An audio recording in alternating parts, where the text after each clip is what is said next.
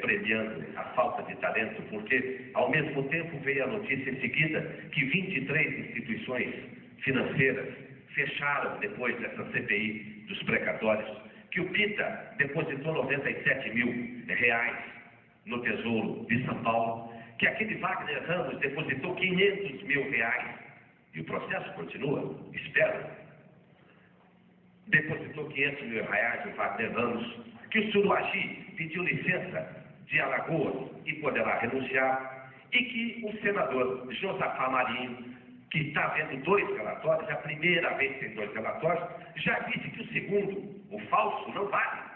Mas claro que não vale, porque é falso, ainda que tenha gente defendendo lá em Brasília, como o senador Jader Barbalho do Pará, de que o segundo relatório vale.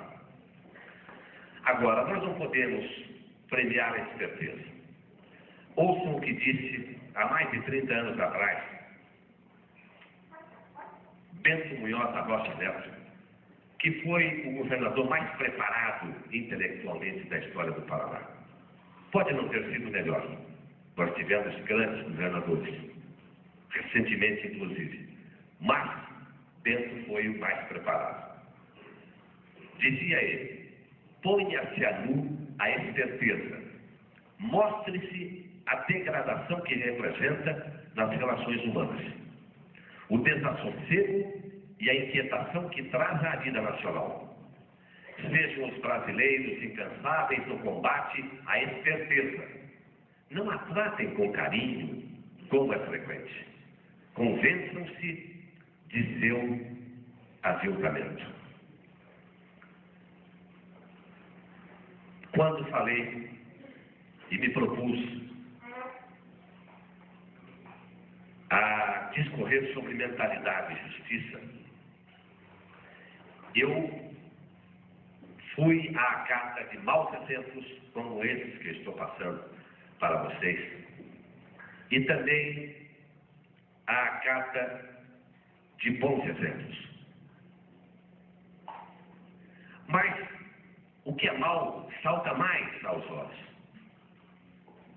Vocês devem ter acompanhado, e estarrecidos, indignados como eu, aquela chacina da Candelária no Rio de Janeiro.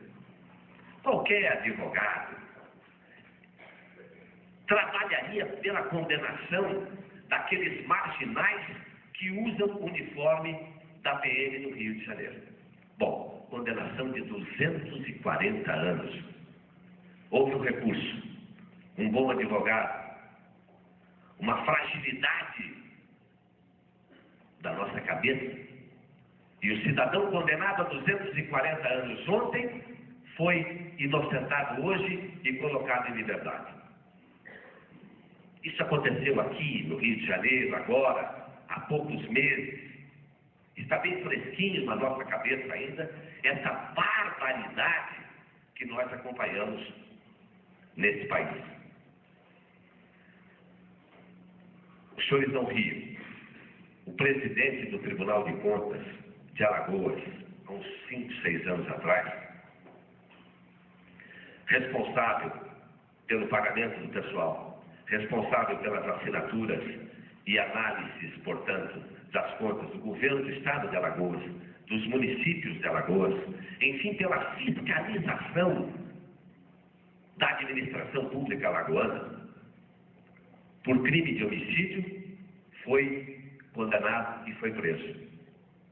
Nada demais. Tá certo? Imunidade? Que imunidade é essa? Aliás, ninguém devia ter imunidade para crime comum, como nós vemos frequentemente em Brasília, deputado salafrário, ladrão, desonesto, invoca imunidade parlamentar, a Câmara não dá licença e não é processado.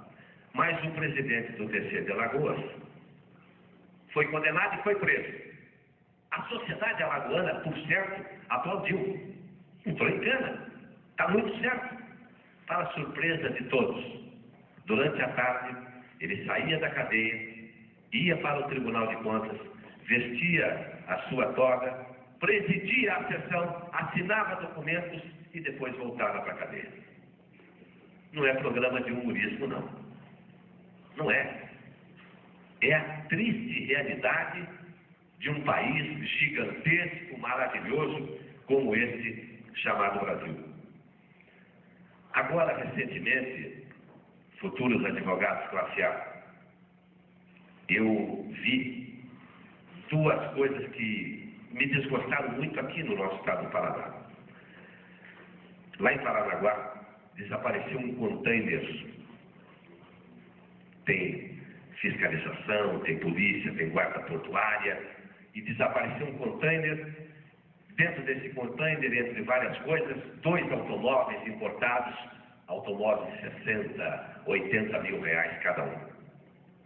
Nós fomos lá porque fomos avisados que tinha ocorrido esse roubo. Lá tivemos várias informações, até depoimentos ouvimos depois, de que esse container veio vazio do exterior e que lá não havia desaparecido. Mas nós ficamos meio desconfiados, a doutora Gireu e eu, que tinha qualquer coisa errada. No início do ano, na temporada de praia, um acidente matou 6 pessoas na estrada entre Alexandre e Matinhos, a estrada das praias.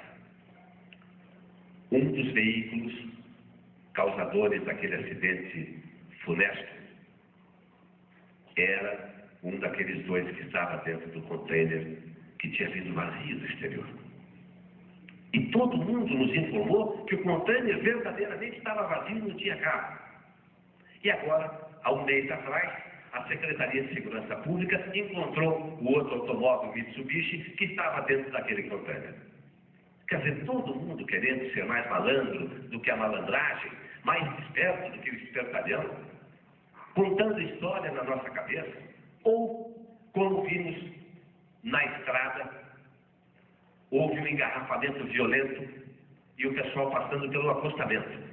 O engarrafamento aconteceu na 277, aqui dentro do Paraná, porque havia um acidente com morte, inclusive, de um caminhoneiro, e todo mundo passando pelo acostamento, até que o acostamento também ficou congestionado. E sabe o que aconteceu? A ambulância não pôde passar para atender os feridos que estavam lá, o caminhoneiro que havia morrido, o automóvel com 5 pessoas dentro, que estavam todas muito machucadas, e a ambulância não podia passar. Por quê? A mentalidade do espertinho, vou ser mais rápido, eu vou passar pelo acostamento. E quando eu falo que viajo bastante, eu vivenciei com a Gireu há uns 3 anos atrás, quando houve aquele terremoto lá na Califórnia. Nós estávamos viajando de Los Angeles para São Francisco. Tínhamos feito uma visita à Universidade de Los Angeles durante uma semana e estávamos indo conhecer a Universidade de São Francisco de carro, um congestionamento de mais de 50 quilômetros. Tinha havido terremoto, os viadutos tinham se desviado e o carro praticamente não andava. Muito bem. Quando chegamos, depois de umas 2 horas, talvez um pouco mais, nós fomos ver que o problema era um viaduto que havia se afastado da estrada, portanto, a estrada desapareceu naquele setor, era a entrada de uma grande cidade e só passava um carro por vez. A fila daqui dava mais ou menos, repito, 50 quilômetros, a de lá uns 30 quilômetros, se não mais. E sabe o que acontecia? Passava um carro de lá e um carro daqui. Não havia um guarda sequer. E quando chegou a nossa vez de passar, o Archideu, que trabalha comigo no tribunal já há muito tempo, viu o carro da frente, tinha umas 5 ou 6 moças bonitas dentro do carro, ele quis ser muito gentil e fez sinal para que elas passassem. Não, elas não passaram, porque era um carro de lá e um carro de cá. E agora era a nossa vez. Convenhamos que é uma questão de cabeça, é uma questão de mentalidade cultural, educacional, certamente. Respeito ao próximo, sem dúvida alguma. Respeito à lei, também não tenho a menor dúvida. Aliás, futuros advogados, transformar esse país não é um passe de mágica. Eu sei disso. Talvez os senhores até, na juventude, na fogosidade, na ânsia de enfrentar o que vem pela frente, saibam disso. Transformar o Brasil não é um passe de mágica, como aquela dupla de mágicos que aparecem com tigres brancos na televisão e que coloca um gorila numa jaula e depois, quando abre, sai voando uma pomba branca da paz, ou que coloca dois enormes grandalhões, aqueles musculosos, e quando tira o pano preto, surgem duas louras maravilhosas. Não, não é. É uma questão de trabalho, de seriedade, de lealdade, de dignidade, de respeito à legislação. Não só nossa, mas de toda a sociedade, da autoridade maior à autoridade menor, do presidente da República ao boia fria aqui de Jacarezinho. O que nós não podemos ter são dois Brasis. O Brasil acima da lei e o Brasil abaixo da lei, que é a grande maioria. Aliás, é um outro detalhe, porque um dos grandes problemas passa pela educação. A universidade brasileira, e eu vivenciei esse tempo, me desculpa agora, o teu nome me fugiu aqui, o Sidney, jogamos futebol junto no tempo universitário, ganhei porque eu fazia bastante gol em Sidney. Apesar da estatura, eu era um grande artilheiro, um grande centroavante. Mas me lembro que no período de 64 a 86, a universidade brasileira desmoronou nesse país, como os poderes desmoronaram em 1977 com aquele chamado Pacote de Abril, que acabou com o judiciário, acabou com o legislativo. Ninguém podia nada a não ser o executivo e o poder central. Mas as faculdades, as universidades, o mundo acadêmico de 84 a 86 parou. Porque até 64 se discutia o futuro do país no intervalo das aulas, com os professores, no tempo disponível para a troca de ideias. E sabe o que é que isso nos custou?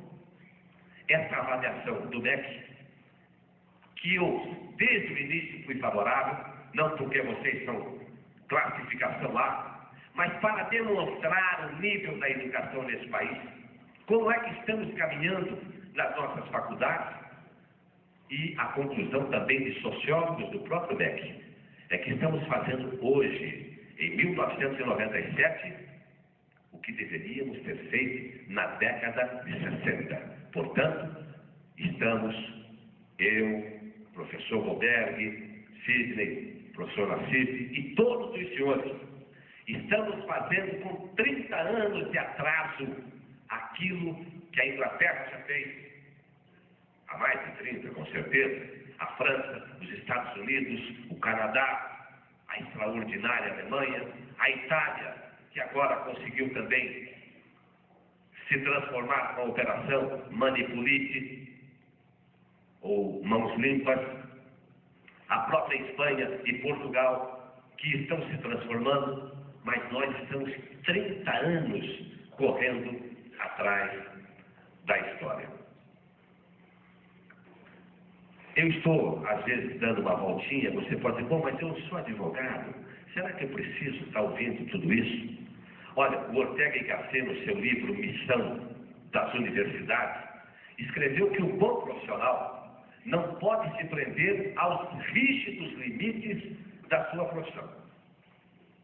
E disse-o muito bem, porque nós não podemos, olha, eu só sei falar a respeito de Constituição, não sei mais nada. Não, todos nós precisamos ter informação, passar informação, trocar informação, discutir a informação, por um motivo até muito simples. Quem tem informação tem poder, o poder do conhecimento, que é o grande momento que o Brasil